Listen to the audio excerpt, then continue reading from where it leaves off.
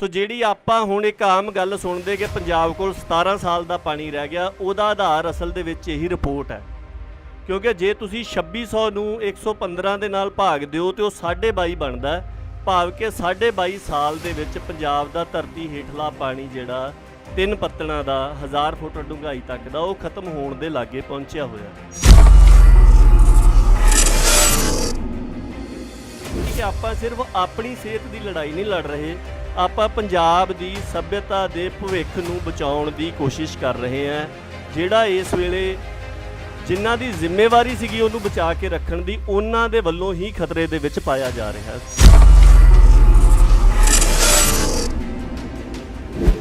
ਸੋ ਤੁਸੀਂ ਇਸ ਤਰ੍ਹਾਂ ਸਮਝ ਸਕਦੇ ਕਿ ਪੰਜਾਬ ਦੀ ਧਰਤੀ ਦੇ ਹੇਠਾਂ 2600 ਟੈਂਕਰ ਪਾਣੀ ਦੇ ਨੇ। ਆਪਾਂ ਉਹਨਾਂ ਦੇ ਵਿੱਚੋਂ 290 ਟੈਂਕਰ ਹਰ ਸਾਲ ਵਰਤ ਲੈਂਦੇ ਆ। ਸਿਰਫ ਆਪਣੇ ਕੋਲ 175 ਟੈਂਕਰ ਨਵੇਂ ਆਉਂਦੇ ਆ। ਉਹ 2600 ਦੇ ਟੈਂਕਰਾਂ ਦੇ ਵਿੱਚੋਂ ਹਰ ਸਾਲ 115 ਟੈਂਕਰ ਜਿਹੜੇ ਆ ਉਹ ਘਟ ਜਾਂਦੇ ਆ। ਸੰਗਰੂਰ ਦੇ ਲਾਗੇ ਇੱਕ ਮੋਟਰ ਦੇ ਵਿੱਚੋਂ ਲਾਲ ਰੰਗ ਦਾ ਪਾਣੀ ਜਿਹੜਾ ਉਹ ਨਿਕਲਣਾ ਸ਼ੁਰੂ ਹੋ ਗਿਆ। ਜੀਰੇ ਦੇ ਲਾਗੇ ਇੱਕ ਉਹਨਾਂ ਨੇ 550 ਫੁੱਟ ਦੇ ਉੱਪਰ ਜਾ ਕੇ ਬੋਰ ਕੀਤਾ, ਉਹਦੇ ਵਿੱਚੋਂ ਲਾਣ ਜਾਂ ਸ਼ਰਾਬ ਜਿਹੜੀ ਸੀਗੀ ਉਹ ਨਿਕਲਣੀ ਸ਼ੁਰੂ ਹੋ ਗਈ।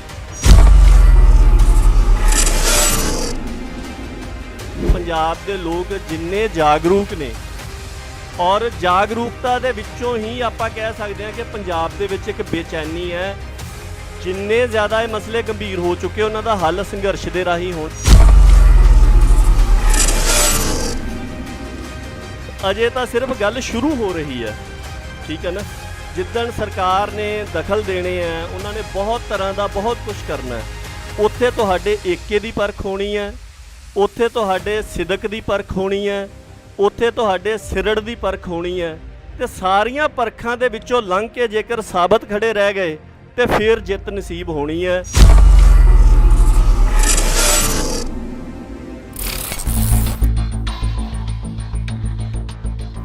ਪਹਿਲਾਂ ਫਤਿਹ ਦੀ ਸਾਂਝ ਪਾਈਏ। ਵਾਹਿਗੁਰੂ ਜੀ ਕਾ ਖਾਲਸਾ, ਵਾਹਿਗੁਰੂ ਜੀ ਕੀ ਫਤਿਹ।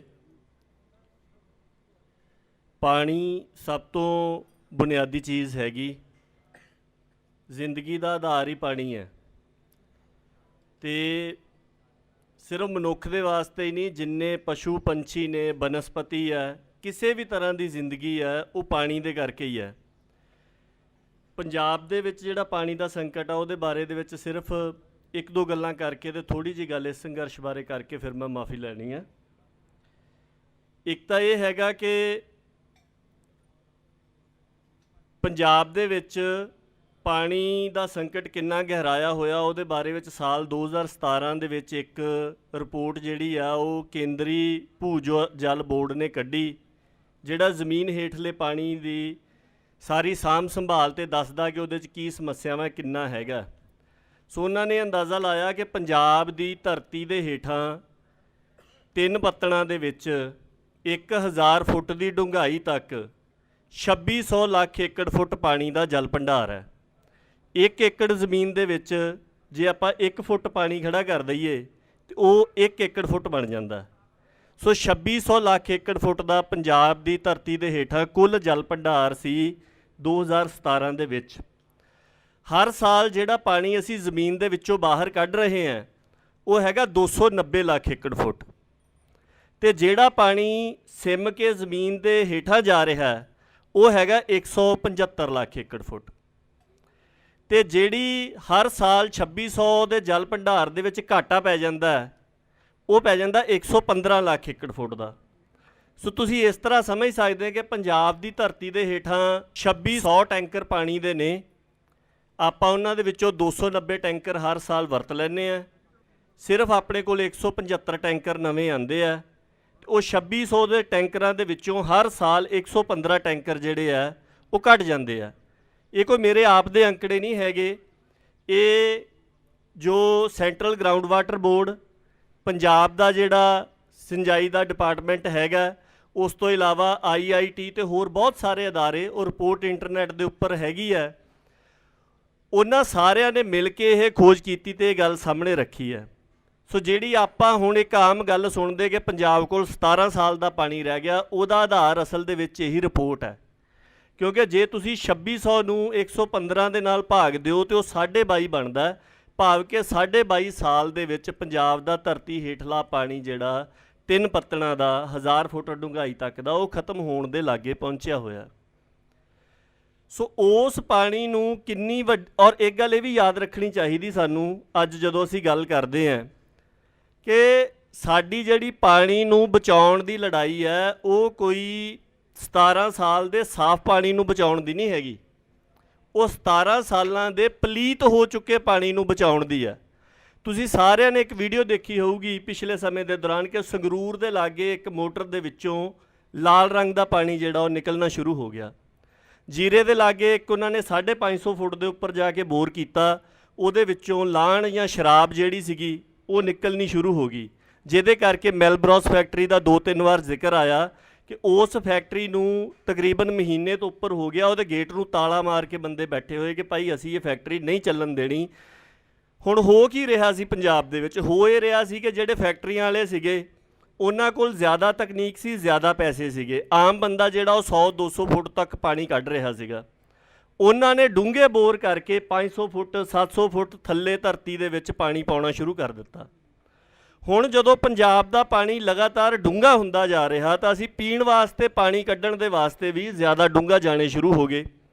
ਹੁਣ ਜਿਹੜੇ ਪੱਤਣਾਂ ਦੇ ਵਿੱਚ ਉਹਨਾਂ ਨੇ ਜ਼ਹਿਰ ਘੋਲਿਆ ਹੋਇਆ ਉਹਨਾਂ ਪੱਤਣਾਂ ਦੇ ਵਿੱਚ ਲੋਕੀ ਮੋਟਰਾਂ ਦਾ ਬੋਰ ਲੈ ਕੇ ਜਾਣ ਲੱਗ ਗਏ, ਜਿਹਦੇ ਕਰਕੇ ਉਹਨਾਂ ਪੱਤਣਾਂ ਦੇ ਵਿੱਚੋਂ ਜ਼ਹਿਰੀਲਾ ਪਾਣੀ ਜਿਹੜਾ ਆ ਉਹ ਵਾਪਸ ਆ ਰਿਹਾ। ਇਹ ਕੁਦਰਤ ਬੜੀ ਬੇਅੰਤ ਆ, ਜੋ ਇਹਨੂੰ ਦਿਆਂਗੇ ਇਹਨੇ ਉਹੀ ਵਾਪਸ ਆਪਾਂ ਨੂੰ ਮੋੜ ਦੇਣਾ। ਸੋ ਇਹ ਜੋ ਜੀਰਾ ਬਣਿਆ ਹੋਇਆ ਇਹ ਸਾਰਾ ਪੰਜਾਬ ਹੀ ਤੁਸੀਂ ਦੇਖੋਗੇ ਆਉਂਦੇ ਦਿਨਾਂ ਦੇ ਵਿੱਚ ਜੀਰਾ ਹੀ ਬਣਨਾ ਆ, ਕਿਉਂਕਿ ਸਾਰੇ ਜਿੱਥੇ ਵੀ ਫੈਕਟਰੀਆਂ ਹੈਗੀਆਂ, ਜਿੰਨੀਆਂ ਗੈਰ ਕਾਨੂੰਨੀ ਕਲੋਨੀਆਂ ਕੱਟੀਆਂ ਹੋਈਆਂ, ਉਹ ਬਹੁਤੇ ਜੋ ਮਲ ਮੂਤਰ ਹੁੰਦਾ, ਜੋ ਸੀਵਰੇਜ ਹੁੰਦਾ ਆ, ਉਹ ਸਾਰਾ ਬੋਰ ਕਰਕੇ ਜ਼ਮੀਨ ਦੇ ਵਿੱਚ ਪਾ ਦਿੰਦੇ ਆ। ਇਹ ਸਾਰੀਆਂ ਥਾਵਾਂ ਦੇ ਉੱਪਰ ਵਾਪਰਨਾ ਔਰ ਤੁਹਾਡੇ ਕੋਲ ਇਹ ਮੌਕਾ ਹੈਗਾ ਕਿ ਤੁਸੀਂ ਆਪਣੇ ਇਲਾਕੇ ਦੇ ਵਿੱਚ ਇਹ ਗੱਲ ਵਾਪਰਨ ਤੋਂ ਪਹਿਲਾਂ ਰੋਕ ਸਕਦੇ ਹੋ। ਬਾਕੀ ਦਾ ਸਾਰੇ ਪਾਣੀ ਪ੍ਰਦੂਸ਼ਿਤ ਹੋਣ ਤੋਂ ਬਾਅਦ ਲੜਾਈ ਲੜਨਗੇ, ਕਿਉਂਕਿ ਉਹਨਾਂ ਕੋਲ ਮੌਕਾ ਹੀ ਨਹੀਂ ਹੈਗਾ। ਜਿੱਥੇ ਹੁਣ 20 ਸਾਲ ਪਹਿਲਾਂ ਫੈਕਟਰੀ ਲੱਗੀ ਹੈ, 20 ਸਾਲ ਉਹਨਾਂ ਨੇ ਪਾਣੀ ਪਾ ਦਿੱਤਾ, ਉਹ ਜਿੰਨਾ ਪਾਣੀ ਗਿਆ ਆ ਉਹ ਅਕਸਰ ਕੁਦਰਤ ਨੇ ਵਾਪਸ ਕਰਨਾ ਹੀ ਹੈ, ਕਿਉਂਕਿ ਸਾਡਾ ਧਰਤੀ ਹੇਠਲੇ ਪਾਣੀ ਡੂੰਘੇ ਹੋਣ ਕਰਕੇ ਅਸੀਂ ਜ਼ਿਆਦਾ ਡੂੰਘੇ ਜਾਂਦੇ ਜਾ ਰਹੇ ਹਾਂ। ਸੋ ਇੰਨੀ ਗੰਭੀਰ ਸਮੱਸਿਆ ਆਪਣੇ ਸਾਹਮਣੇ ਹੈਗੀ ਹੈ, ਇਸ ਗੱਲ ਤੋਂ ਮੁਨਕਰ ਨਹੀਂ ਹੋਇਆ ਜਾ ਸਕਦਾ। ਦੂਜੀ ਗੱਲ ਇਹ ਆ ਕਿ ਮਸਲਾ ਹੱਲ ਕਿੱਦਾਂ ਹੋਵੇ। 4-5 ਤਰੀਕੇ ਹੁੰਦੇ ਜਿਨ੍ਹਾਂ ਦੇ ਰਾਹੀਂ ਮਸਲੇ ਹੱਲ ਹੁੰਦੇ ਆ। ਇੱਕ ਤਰੀਕਾ ਤਾਂ ਇਹ ਹੁੰਦਾ ਜਿੱਥੇ ਵਿਧਾਨ ਪਾਲਿਕਾ ਮਸਲਾ ਹੱਲ ਕਰਦੀ ਹੈ, ਕੋਈ ਸਮਾਜ ਦੇ ਸਾਹਮਣੇ ਮਸਲਾ ਆਉਂਦਾ, ਜਿਹੜੇ ਆਪਾਂ ਨੁਮਾਇੰਦੇ ਚੁਣ ਕੇ ਅਸੈਂਬਲੀ 'ਚ ਭੇਜਦੇ ਆ, ਉਹ ਪਹਿਲਾਂ ਪਾਲਿਸੀ ਬਣਦੀ ਹੈ, ਪਾਲਿਸੀ ਡਿਸਕਸ ਹੁੰਦੀ ਹੈ, ਫਾਈਨਲ ਹੁੰਦੀ, ਬਿੱਲ ਬਣਦਾ, ਬਿੱਲ ਤੋਂ ਬਾਅਦ ਕਾਨੂੰਨ ਬਣ ਜਾਂਦਾ, ਕਾਨੂੰਨ ਜਿਹੜਾ ਲਾਗੂ ਕਰਕੇ ਮਸਲਾ ਹੱਲ ਹੋ ਜਾਂਦਾ। ਇੱਕ ਤਰੀਕਾ ਤਾਂ ਇਸ ਤਰੀਕੇ ਹੈ। ਪਰ ਆਪਾਂ ਦੇਖੀਏ ਕਿ ਪੰਜਾਬ ਦੇ ਵਿੱਚ ਜਾਂ ਇੰਡੀਆ ਦੇ ਵਿੱਚ ਪਿਛਲੇ ਸਾਰੇ ਸਮੇਂ 'ਚ ਜਿਹੜੇ ਕਾਨੂੰਨ ਆ ਰਹੇ ਹੋ ਇਹ ਤੋਂ ਉਲਟ ਆ ਰਹੇ ਆ। ਉਹ ਕਾਨੂੰਨ ਉਹ ਆ ਰਹੇ ਜਿਹੜੇ ਮਸਲਿਆਂ ਨੂੰ ਪੈਦਾ ਕਰ ਰਹੇ ਆ। ਆਪਾਂ ਜਿਹੜਾ ਕਿਸਾਨੀ ਸੰਘਰਸ਼ ਇੰਨਾ ਸ਼ਾਨਦਾਰ ਲੜਿਆ, ਉਹਦੇ ਵਿੱਚ ਇਹੀ ਗੱਲ ਸੀਗੀ ਕਿ ਵਿਧਾਨ ਪਾਲਿਕਾ ਦੇ ਕੋਲੋਂ ਇਹ ਮਸਲੇ ਹੱਲ ਨਹੀਂ ਹੋ ਰਹੇ। ਦੂਜਾ ਹੈਗਾ ਜਿਹੜੀ ਕਾਰਜਪਾਲਿਕਾ ਆ, ਅਫਸਰਸ਼ਾਹੀ ਹੈ, ਉਹ ਦੇਖਦੀ ਹੈ ਕਿ ਸਮਾਜ ਦੇ ਸਾਹਮਣੇ ਇਹ ਮਸਲੇ ਆ ਗਏ, ਜਿਹੜੇ ਆ ਡੀਸੀ ਲਾਏ ਹੋਏ ਆ, ਜਿੰਨੇ IAS ਅਫਸਰ ਨੇ, ਜਿਹਨੂੰ ਬਿਊਰੋਕਰੇਸੀ, ਬਾਬੂਸ਼ਾਹੀ ਬਹੁਤ ਨਾਂ ਦਿੱਤੇ ਜਾਂਦੇ, ਜਿਹੜੇ ਅਸਲ 'ਚ ਕਾਰ ਵਿਹਾਰ ਚਲਾਉਂਦੇ ਨੇ, ਉਹ ਦੇਖਦੇ ਆ ਕਿ ਮਸਲਾ ਆ ਗਿਆ, ਇਹ ਮਸਲੇ ਨੂੰ ਹੱਲ ਕੀਤਾ ਜਾਵੇ। ਉਹਨਾਂ ਦੀ ਜਿਹੜੀ ਭੂਮਿਕਾ ਉਹ ਆਪਣੇ ਸਾਹਮਣੇ ਹੈ। ਚਾਹੇ ਮੱਤੇਵਾੜੇ ਦਾ ਮਸਲਾ ਸੀਗਾ ਕਿ ਜਦੋਂ ਮੱਤੇਵਾੜੇ ਉਹ ਫੈਕਟਰੀ ਲੱਗਣੀ ਸੀਗੀ, ਉਦੋਂ ਵੀ ਪ੍ਰਸ਼ਾਸਨ ਨੇ ਪਿੰਡ ਵਾਲਿਆਂ ਦੇ ਵਿਰੋਧ ਦੇ ਬਾਵਜੂਦ ਉਹਨਾਂ ਦੇ ਉੱਤੇ ਦਬਾਅ ਪਾ ਕੇ ਜ਼ਮੀਨ ਜਿਹੜੀ ਸੀਗੀ ਉਹ ਲਿਖਾ ਲਈ, ਜਿਹਦੀ ਲੜਾਈ ਸੇਖੇਵਾਲ ਵਾਲੇ ਅਜੇ ਵੀ ਲੜ ਰਹੇ। ਸਰਕਾਰ ਨੇ ਕਹਿ ਦਿੱਤਾ ਪ੍ਰੋਜੈਕਟ ਰੱਦ ਹੋ ਗਿਆ, ਉਹ ਕਹਿੰਦੇ ਅਸੀਂ ਜ਼ਮੀਨ ਵਾਪਸ ਕਰ ਦੇਂਗੇ, ਅਜੇ ਵੀ ਜ਼ਮੀਨ ਵਾਪਸ ਨਹੀਂ ਹੋਈ। ਉਹਦੇ 'ਚ ਅਫਸਰਸ਼ਾਹੀ ਦਾ ਇਹ ਰੋਲ ਸੀਗਾ। ਇੱਥੇ ਜੋ ਕੁਝ ਵਾਪਰਿਆ ਉਹ ਪਹਿਲਾਂ ਸਟੇਜ ਤੋਂ ਵੀ ਦੱਸਿਆ, ਬਾਕੀ ਤੁਸੀਂ ਸਾਰੇ ਲੋਕਲ ਹੋ, ਤੁਹਾਨੂੰ ਦੱਸਣ ਦੀ ਲੋੜ ਨਹੀਂ ਹੈ, ਤੁਸੀਂ ਸਾਰੇ ਜਾਣਦੇ ਕਿ ਅਫਸਰਸ਼ਾਹੀ ਕੀ ਭੂਮਿਕਾ ਨਿਭਾ ਰਹੀ ਹੈ। ਬਿਊਰੋਕਰੇਸੀ ਜਾਂ ਐਗਜ਼ੀਕਿਊਟਿਵ ਦੇ ਰਾਹੀਂ ਇਹ ਮਸਲੇ ਹੱਲ ਨਹੀਂ ਹੋਣੇ। ਤੀਸਰੀ ਗੱਲ ਜਿਹੜੀ ਆ ਜਾਂਦੀ ਉਹ ਹੁੰਦੀ ਸਰਕਾਰਾਂ ਦੀ, ਕਿ ਸਰਕਾਰਾਂ ਦੇਖਦੀਆਂ, ਪੋਲੀਟੀਕਲ ਕਲਾਸ ਦੇਖਦੀ ਹੈ ਕਿ ਆਹ ਮਸਲਾ ਆ, ਇਹਦੇ ਨਾਲ ਸਾਡੇ ਸਮਾਜ ਦੇ ਉੱਤੇ ਮਾੜਾ ਅਸਰ ਪੈਣਾ, ਉਹਦਾ ਹੱਲ ਕਰਦੇ ਨੇ। ਪਰ ਇੱਥੇ ਤੁਸੀਂ ਦੇਖੋ ਸਰਕਾਰ ਬਦਲਣ ਦੇ ਨਾਲ ਕਦੀ ਨੀਤੀ ਨਹੀਂ ਬਦਲਦੀ। ਜਿਹੜੀ ਮੱਤੇਵਾੜੇ ਦੇ ਵਿੱਚ ਪ੍ਰੋਜੈਕਟ ਲੱਗਣਾ ਸੀਗਾ ਉਹ ਕੈਪਟਨ ਅਮਰਿੰਦਰ ਸਿੰਘ ਦੇ ਵੇਲੇ ਸ਼ੁਰੂ ਹੋਇਆ, ਉਹਦੀ ਸਰਕਾਰ ਜਾਣ ਤੋਂ ਬਾਅਦ ਅਗਲੀ ਸਰਕਾਰ ਆਈ, ਇਹਨਾਂ ਨੇ ਲਾ ਲਿਆ। ਚੌਥੀ ਗੱਲ ਜਿਹੜੀ ਆ ਉਹ ਹੁੰਦੀ ਆ ਸਟਰਗਲ ਦੀ, ਸੰਘਰਸ਼ ਦੀ। ਜਿਹਦੇ ਰਾਹੀਂ ਮਸਲਾ ਹੱਲ ਹੁੰਦਾ। ਉਹ ਆਪਾਂ ਦੇਖੀਏ ਕਿ ਚਾਹੇ ਖੇਤੀ ਸੰਘਰਸ਼ ਸੀਗਾ, ਚਾਹੇ ਇਹ ਮੱਤੇਵਾੜੇ ਵਾਲਾ ਸੀਗਾ, ਉਹ ਸੰਘਰਸ਼ ਦੇ ਰਾਹੀਂ ਹੀ ਹੱਲ ਹੋਇਆ।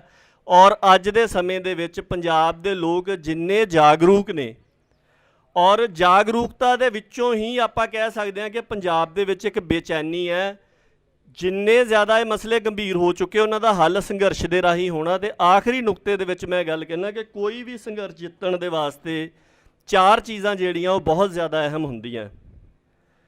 ਸਭ ਤੋਂ ਪਹਿਲੀ ਗੱਲ ਕਿ ਤੁਹਾਡੇ ਵਿੱਚ ਏਕਤਾ ਹੋਵੇ। ਏਕੇ ਤੋਂ ਬਿਨਾਂ ਕਦੀ ਵੀ ਸੰਘਰਸ਼ ਨਹੀਂ ਜਿੱਤਿਆ ਜਾ ਸਕਦਾ। ਤੇ ਆਪਾਂ ਨੂੰ ਇਹ ਪਤਾ ਆ ਕਿ ਬਿਲਕੁਲ ਇੱਕੋ ਜੀ ਸੋਚ ਘਰ ਦੇ ਜੀਆਂ ਦੀ ਵੀ ਨਹੀਂ ਹੁੰਦੀ, ਪਰ ਉਹਦੇ ਬਾਵਜੂਦ ਤੁਸੀਂ ਕਿਸੇ ਨਾ ਕਿਸੇ ਨੁਕਤੇ ਦੇ ਉੱਪਰ ਏਕਤਾ ਕਰਨੀ ਹੁੰਦੀ। ਉਹ ਨੁਕਤਾ ਹਮੇਸ਼ਾ ਤੁਹਾਡਾ ਟੀਚਾ ਹੋ ਸਕਦਾ ਕਿ ਇੱਥੇ ਪਾਣੀ ਨੂੰ ਪ੍ਰਦੂਸ਼ਣ ਕਰਨ ਵਾਲੀ ਫੈਕਟਰੀ ਨਹੀਂ ਲੱਗਣ ਦੇਣੀ। ਉਹਦੇ ਵਿੱਚ ਕਿਸੇ ਦਾ ਕੋਈ ਵੀ ਵਿਚਾਰ ਹੋਵੇ, ਕਿਸੇ ਨਾਲ ਕੋਈ ਵੀ ਮਤਭੇਦ ਹੋਣ, ਇਸ ਗੱਲ ਦੇ ਪ੍ਰਤੀ ਤੁਹਾਨੂੰ ਨਿਸ਼ਚਾ ਰੱਖ ਕੇ ਏਕਾ ਜਿਹੜਾ ਆ ਉਹ ਰੱਖਣਾ ਪਊਗਾ। ਦੂਸਰੀ ਗੱਲ, ਅਜੇ ਤਾਂ ਸਿਰਫ ਗੱਲ ਸ਼ੁਰੂ ਹੋ ਰਹੀ ਹੈ, ਠੀਕ ਹੈ ਨਾ। ਜਿੱਦਣ ਸਰਕਾਰ ਨੇ ਦਖਲ ਦੇਣੇ ਹੈ, ਉਹਨਾਂ ਨੇ ਬਹੁਤ ਤਰ੍ਹਾਂ ਦਾ ਬਹੁਤ ਕੁਝ ਕਰਨਾ ਹੈ। ਉੱਥੇ ਤੁਹਾਡੇ ਏਕੇ ਦੀ ਪਰਖ ਹੋਣੀ ਹੈ, ਉੱਥੇ ਤੁਹਾਡੇ ਸਿਦਕ ਦੀ ਪਰਖ ਹੋਣੀ ਹੈ, ਉੱਥੇ ਤੁਹਾਡੇ ਸਿਰੜ ਦੀ ਪਰਖ ਹੋਣੀ ਹੈ। ਤੇ ਸਾਰੀਆਂ ਪਰਖਾਂ ਦੇ ਵਿੱਚੋਂ ਲੰਘ ਕੇ ਜੇਕਰ ਸਾਬਤ ਖੜੇ ਰਹਿ ਗਏ ਤੇ ਫਿਰ ਜਿੱਤ ਨਸੀਬ ਹੋਣੀ ਹੈ, ਜਿਸ ਤਰ੍ਹਾਂ ਕਿਸਾਨੀ ਸੰਘਰਸ਼ ਵੇਲੇ ਹੋਇਆ। ਸੋ ਇਹ ਗੱਲ ਆਪਾਂ ਨੂੰ ਸਦਾ ਧਿਆਨ ਦੇ ਵਿੱਚ ਰੱਖਣੀ ਚਾਹੀਦੀ ਜਦੋਂ ਵੀ ਆਪਾਂ ਗੱਲ ਕਰਦੇ ਹਾਂ। ਔਰ ਆਖਰੀ ਬੇਨਤੀ ਇਹ ਹੈ ਕਿ ਜਿਸ ਮਸਲੇ ਦੇ ਵਾਸਤੇ ਆਏ ਆ, ਆਪਾਂ ਉਸੇ ਮਸਲੇ ਦੇ ਉੱਪਰ ਕੇਂਦਰਿਤ ਰਹੀਏ। ਇਹ ਛੋਟੀਆਂ ਜਿੱਤਾਂ ਨੇ ਹੀ ਵੱਡੇ ਮਸਲੇ ਹੱਲ ਕਰਨ ਦੇ ਸਮਰੱਥ ਸਾਨੂੰ ਬਣਾਉਣਾ ਹੈ। ਔਰ ਅੱਜ ਪੰਜਾਬ ਦੇ ਵਿੱਚ ਚਾਹੇ ਉਹ ਜ਼ੀਰੇ ਧਰਨਾ ਲੱਗਾ ਹੋਵੇ, ਚਾਹੇ ਇੱਥੇ ਆਪਾਂ ਇਕੱਠੇ ਹੋਏ ਆ, ਇਹ ਗੱਲ ਆਪਾਂ ਨੂੰ ਦੇਖਣੀ ਚਾਹੀਦੀ ਕਿ ਆਪਾਂ ਸਿਰਫ ਆਪਣੀ ਸਿਹਤ ਦੀ ਲੜਾਈ ਨਹੀਂ ਲੜ ਰਹੇ, ਆਪਾਂ ਪੰਜਾਬ ਦੀ ਸੱਭਿਅਤਾ ਦੇ ਭਵਿੱਖ ਨੂੰ ਬਚਾਉਣ ਦੀ ਕੋਸ਼ਿਸ਼ ਕਰ ਰਹੇ ਹਾਂ। ਜਿਹੜਾ ਇਸ ਵੇਲੇ ਜਿਨ੍ਹਾਂ ਦੀ ਜ਼ਿੰਮੇਵਾਰੀ ਸੀਗੀ ਉਹਨੂੰ ਬਚਾ ਕੇ ਰੱਖਣ ਦੀ, ਉਹਨਾਂ ਦੇ ਵੱਲੋਂ ਹੀ ਖਤਰੇ ਦੇ ਵਿੱਚ ਪਾਇਆ ਜਾ ਰਿਹਾ। ਸੋ ਮੇਰੀਆਂ ਤਾਂ ਸਿਰਫ ਇੰਨੀਆਂ ਕੁ ਬੇਨਤੀਆਂ ਨੇ। ਬਾਕੀ ਇਹ ਹੈਗਾ ਕਿ ਇਲਾਕੇ ਦੇ ਵਿੱਚ ਕੋਈ ਵੀ ਬਾਹਰੋਂ ਸਹਿਯੋਗ ਦੇਣ ਦੇ ਵਾਸਤੇ ਆ ਸਕਦਾ, ਉਹ ਤਾਂ ਹੀ ਆ ਸਕਦਾ ਜੇਕਰ ਮੁਦਈ ਖੜਾ ਹੋਵੇ। ਬੇਸ਼ੱਕ ਇਸ ਮਾਮਲੇ ਨੂੰ ਜੇ ਵੱਡਾ ਕਰਕੇ ਦੇਖੀਏ ਤਾਂ ਆਪਾਂ ਸਾਰੇ ਹੀ ਮੁਦਈ ਹੈ, ਪਰ ਵੱਡੀ ਜ਼ਿੰਮੇਵਾਰੀ ਜਿਹੜੀ ਹੈ ਉਹ ਇਸ ਇਲਾਕੇ ਦੇ ਲੋਕਾਂ ਦੇ ਉੱਪਰ ਹੈਗੀ ਹੈ। ਗੁਰਦੁਆਰਾ ਸਾਹਿਬ ਦੇ ਵਿੱਚ ਇਕੱਠ ਆ, ਆਪਾਂ ਗੁਰੂ ਪਾਤਸ਼ਾਹ ਦੇ ਚਰਨਾਂ ਦੇ ਵਿੱਚ ਇਸ ਗੱਲ ਦੀ ਅਰਦਾਸ ਕਰੀਏ ਕਿ ਜੇ ਸਾਡੇ ਵਿੱਚ ਕੋਈ ਮਤਭੇਦ ਹੈਗੇ ਨੇ, ਉਹਨਾਂ ਨੂੰ ਪਾਸੇ ਰੱਖ ਕੇ ਘੱਟੋ ਘੱਟ ਇਸ ਸੰਘਰਸ਼ ਦੇ ਵਿੱਚ ਆਪ ਦਾ ਬਣਦਾ ਯੋਗਦਾਨ ਪਾਉਣ ਦਾ ਸਾਨੂੰ ਬਲ ਬਖਸ਼ੇ। ਸੋ ਸਾਡੇ ਸਿਦਕ ਵੀ ਪਰਖੇ ਜਾਣ, ਸਾਡੇ ਸਿਰੜ ਵੀ ਪਰਖੇ ਜਾਣ, ਸਾਡਾ ਏਕਾ ਵੀ ਪਰਖਿਆ ਜਾਵੇ ਤੇ ਸਾਰੀਆਂ ਪਰਖਾਂ 'ਚੋਂ ਸਾਬਤ ਨਿਕਲ ਕੇ ਜਿੱਤ ਵੀ ਨਸੀਬ ਹੋਵੇ, ਪੰਜਾਬ ਦਾ ਪੌਣ ਪਾਣੀ ਬਚੇ। ਇੰਨੀ ਹੀ ਅਰਦਾਸ ਹੈ, ਇੰਨੀ ਹੀ ਬੇਨਤੀ ਹੈ। ਬਾਕੀ ਜਿੰਨੇ ਕੁ ਜੋਗੇ ਹੈਗੇ ਆ ਇਸ ਮਸਲੇ ਦੇ ਵਿੱਚ, ਜਿੱਥੇ ਵੀ ਤੁਸੀਂ ਹੋਕਾ ਦਿਓਗੇ ਤੁਹਾਡੇ ਨਾਲ ਖੜਾਂਗੇ। ਵਾਹਿਗੁਰੂ ਜੀ ਕਾ ਖਾਲਸਾ, ਵਾਹਿਗੁਰੂ ਜੀ ਕੀ ਫਤਿਹ।